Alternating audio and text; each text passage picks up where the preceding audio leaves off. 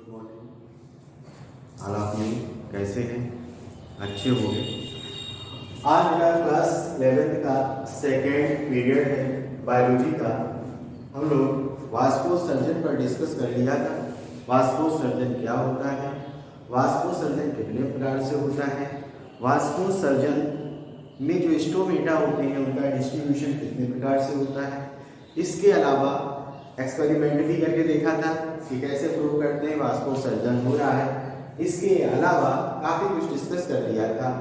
आज हमारा जो नया टॉपिक है वो इस चीज़ पर बेस्ड है कि कैसे ट्रांसपायरेशन यानी कि जो वाष्पोत्सर्जन है वो स्टोमेटा के द्वारा होता है और वो स्टोमेटा कैसे खुलते हैं और कैसे बंद होते हैं उस पर आज हम डिस्कस करेंगे। टॉपिक का नाम है आज mechanism of opening and closing stomata. Stomata का खुलना और बंद होने की क्रियाविधि। हिंदी में तो नहीं लिखा है लेकिन समझ लीजिए, स्टोमेटा रंध्रों के खुलने और बंद होने की क्रियाविधि। यहाँ है टॉपिक का नेम, रंध्रों के खुलने और बंद होने की क्रियाविधि। इसके विषय में बहुत सारे कॉन्सेप्ट दिए गए। इनमें से स्टार्च ग्लूकोज कॉन्सेप्ट लॉयड ने बताया। फिर इसके बाद सेयर नामक एक साइंटिस्ट हुए बायोलॉजिकल, उन्होंने बताया कि पीएच में चेंजमेंट होने के कारण ये स्टोमेटा ओपन होते हैं और क्लोज होते हैं। इसके बाद स्टीवर्ट आए। स्टीवर्ट ने अपनी अलग कॉन्सेप्ट दिया कि पीएच के कारण नहीं होता, किसी दूसरी चीज के कारण होता है, ग्लूकोज और फास्फेट के कारण होता है। फिर ये भी कॉन्सेप्ट चलता रहा।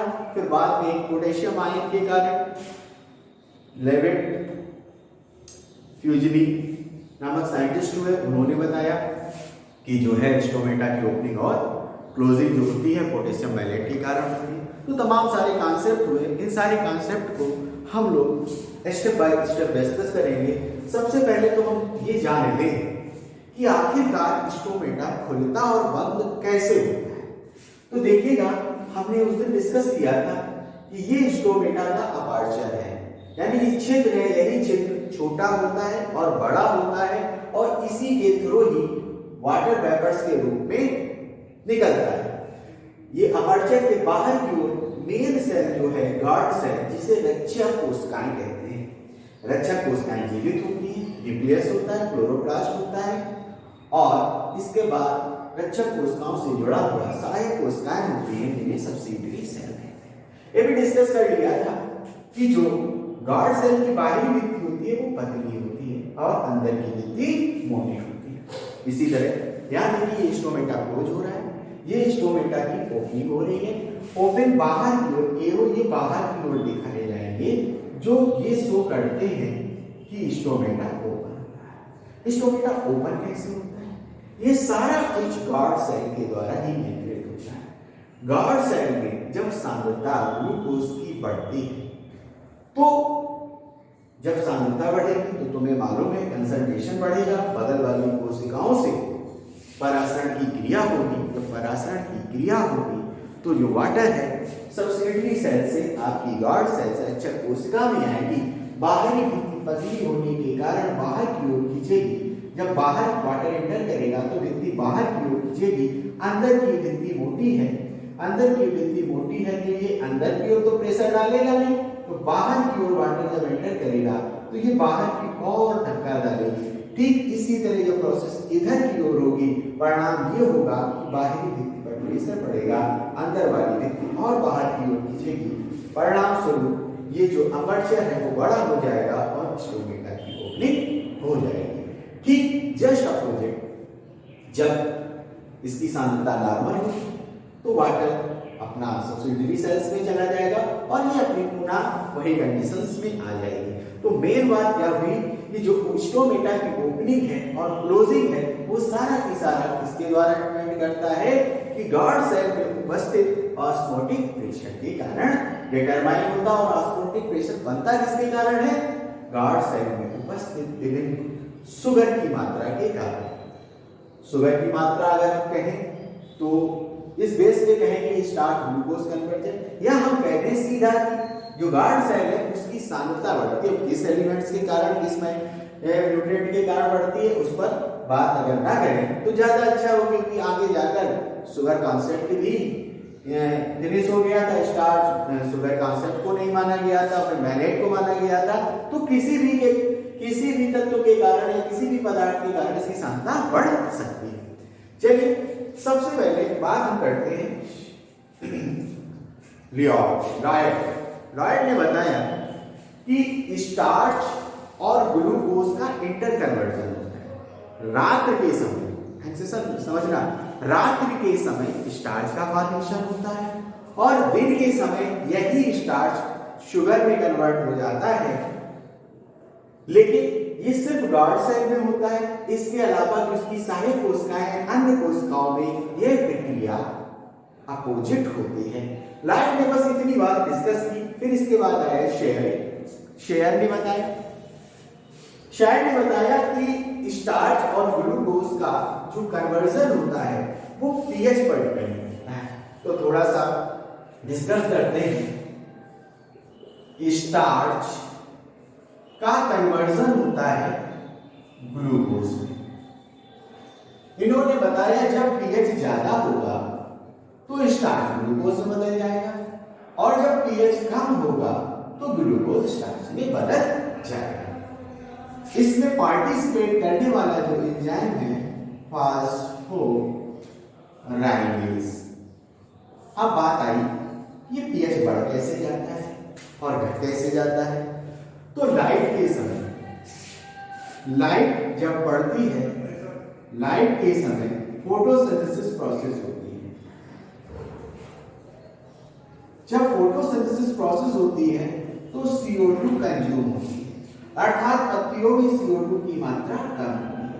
जब CO2 की मात्रा कम होगी तो हाइड्रोजन आयन की सांद्रता भी कम होती है। कैसे? CO2 वाटर से रिएक्शन करता है, पढ़ चुके होंगे। CO2 वाटर से रिएक्शन करता है, कार्बोनिक अम्ल बनाता है, H2CO8 डिसोसिएट होकर H प्लस HCO3 माइनस में HCO3 माइनस में डिसोसिएट हो जाता है। तो H प्लस आयन किस पर डिपेंड करता है? CO2 पर। तो अगर H प्लस ज्यादा बनेगी तो pH कम होगा, अगर H प्लस कम बनेगी तो pH बढ़ेगा।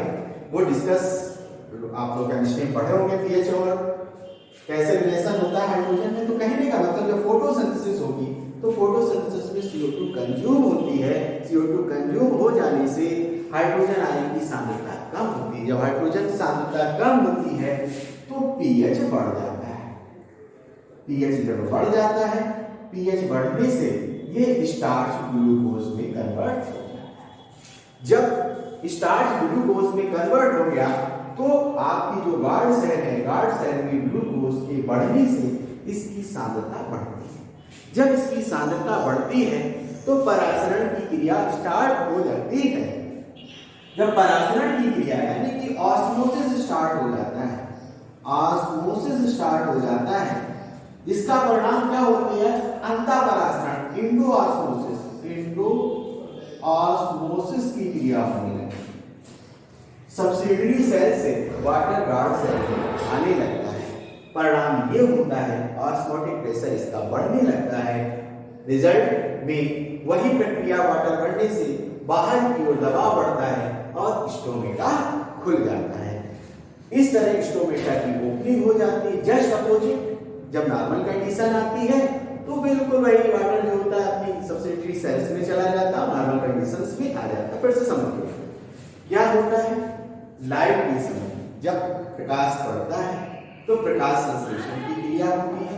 प्रकाश संश्लेषण की क्रिया के दौरान जो CO2 होता है वो यूज कर ली जाती है फोटोसिंथेसिस प्रक्रिया में, जिसके परिणाम स्वरूप जो हाइड्रोजन आयन है उसकी सांद्रता कम हो जाती है और pH की मात्रा बढ़ने लगती है। जब pH बढ़ेगा तो स्टार्च इसमें कन्वर्ट हो जाएगा, ग्लूकोज में कन्वर्ट हो जाएगा। ग्लूकोज में जब कन्वर्ट हो जाएगा तो फास्फोराइलेज एंजाइम की मात्रा एंजाइम पार्टिसिपेट करता है ग्लूकोज की मात्रा बढ़ने में। इसमें ग्लूकोज कंसंट्रेशन बढ़ेगा तो एंडोऑस्मोसिस अंतःपरासरण क्रिया होने लगती है और सब्सिडरी सेल से वाटर इसके अंदर एंटर करने लगता है। पहले से डिस्कस है, पतली भित्ति पर दबाव बढ़ेगा, उधर भी दबाव बढ़ेगा, ऑटोमेटिक स्टोमेटा खुल जाएगा। फिर क्या होगा, जब पीएच घटेगा, फोटोसिंथेसिस लाइट रिएक्शन नहीं होगी, पीएच डाउन होगा, जब पीएच डाउन होगा ग्लूकोज स्टार्च में कन्वर्ट होगा। तो इस तरह पीएच परिवर्तन से शेयरी ने डिस्कस कर दिया कैसे स्टोमेटा खुलता है और कैसे स्टोमेटा बंद होता है। इसके बाद स्टीवर्ट ने इन्होंने इस कॉन्सेप्ट को क्लियर नहीं किया। इन्होंने कहा ऐसा नहीं होता, ग्लूकोज 1 फास्फेट यानी जो आपने बताया ग्लूकोज 1 फास्फेट के कारण स्टोमेटा खुलता है और बंद होता है, ऐसा कुछ नहीं है। तो उन्होंने एक थोड़ा सा अलग कॉन्सेप्ट दिया। उन्होंने कहा कि जो ग्लूकोज स्टोमेटा की ओपनिंग और क्लोजिंग होती है वो एक डिफरेंट मेथड से होती है, जिसको हम डायग्रामेटिकली केवल प्रेजेंट करेंगे।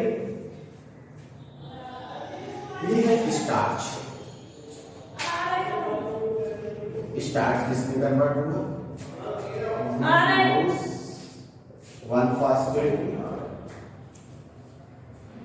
इन्होंने बताया कि ग्लूकोज 1 फास्फेट जो होता है फास्फोग्लूकोम्यूटेज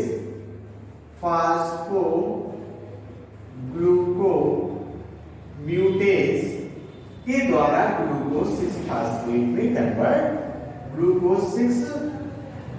फास्फेट में कन्वर्ट हो जाता है। फिर एक एंजाइम होता है फास्फेटेज। इस एंजाइम के द्वारा ये ग्लूकोज और फास्फेट अलग हो जाते हैं। इन्होंने फिर ये बताया ये दोनों की दोनों चीजें हेक्सोकाइनेज एंजाइम की प्रेजेंस में तथा एटीपी प्लस वाटर ये इन दोनों से रिएक्शन करके ग्लूकोज 1 फास्फेट में बदलते हैं और यह प्रक्रिया इस तरह स्टोमेटा की ओपनिंग और क्लोजिंग होती है। कहने का मतलब स्टीवर्ट ने एटीपी प्लस वाटर ग्लूकोज और फास्फेट इनके द्वारा स्टोमेटा खुलता है और बंद होता है। इन्होंने ग्लूकोज 1 फास्फेट पर ज्यादा डिस्कस नहीं किया। अब बात आती है, ये बात तो क्लियर हो गई, लाइट ने बताया, सेरे ने बताया, स्टीवर्ट ने बताया, ये तमाम सारी समस्याएं ये हुई कि ये कॉन्सेप्ट क्लियर ही नहीं हुई। कुछ ऐसे प्लांट हुए जिनमें स्टार्च ग्लूकोज का कन्वर्जन ही नहीं होता है, स्टार्च ग्लूकोज में कन्वर्ट नहीं होता, वो जाके मैलिक एसिड में कन्वर्ट होता है। तो ऐसे प्लांट में ये केस नहीं पाया गया, स्टोमेटा की ओपनिंग क्लोजिंग नहीं पाई गई, तो इस पर एक क्वेश्चन मार्क उठा। दूसरा कॉन्सेप्ट, तमाम सारे कुछ एक बीजपत्री पौधे हैं जिसमें स्टार्च का फॉर्मेशन नहीं होता, उसमें भी ये डिस्कार्ड कर दिया गया। थर्ड ये बताया गया जरूरी नहीं कि ग्लूकोज 1 फास्फेट ही उपस्थित हो, अगर हम कोई भी इनऑर्गेनिक फास्फेट को गार्ड सेल में डाल दें तो भी स्टोमेटा खुल जाता है। चौथी बात एक ये है कि जो आपने यहां पर एंजाइम लगाया था फास्फोराइलेज, जिसमें ये बताया गया था कि फास्फोराइलेज के द्वारा ही ओपन और क्लोज होता है स्टोमेटा। बाद में ये देखा गया है कि इसके अलावा कोई डिफरेंट टाइप्स के एंजाइम हैं जिनके द्वारा स्टोमेटा की ओपनिंग और क्लोजिंग होती है, इस एंजाइम का रोल नहीं होता है। तो इस तरह कई ऑब्जेक्शन लगाए गए, तो ये कॉन्सेप्ट क्लियर नहीं माना गया, फिर भी एग्जाम में पूछ दिया जाता है। अब हम लोग डिस्कस करेंगे पोटेशियम मैलेट, जो कि काफी अच्छा एग्जाम्पल है, इसको हम नेक्स्ट टर्म पर डिस्कस करेंगे। अब आपको जितना पढ़ाया गया है उसके नोट्स बना लीजिए, क्योंकि आगे ये काम देंगे। That's all. आज की क्लास यहीं से, घर में रहिए, खुश रहिए, पढ़ाइए।